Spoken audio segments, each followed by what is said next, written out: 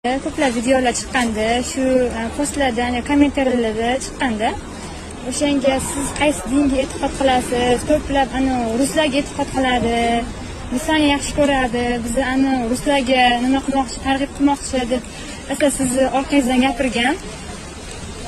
O'shanga ozgina yoritib bersangiz, qaysi dinga e'tiqod qilasiz? Mana shu insonlar kitoblarda hamma narsa yozilgan. Bu meni ustozim bo'ladi. İnson ko'p javoblari. Hop, siz yoshligingizdan qaysi dinga e'tiqod kelgansiz? Mana o'qing. O'qing. Ha, dunyoda hech qachon bir xil tan otgan emas. Emas, oson bu maydon ichra turmoq. Uchinchi, Renessans poydevorini yaratish g'oyasi qanday maqsad qo'llaydi?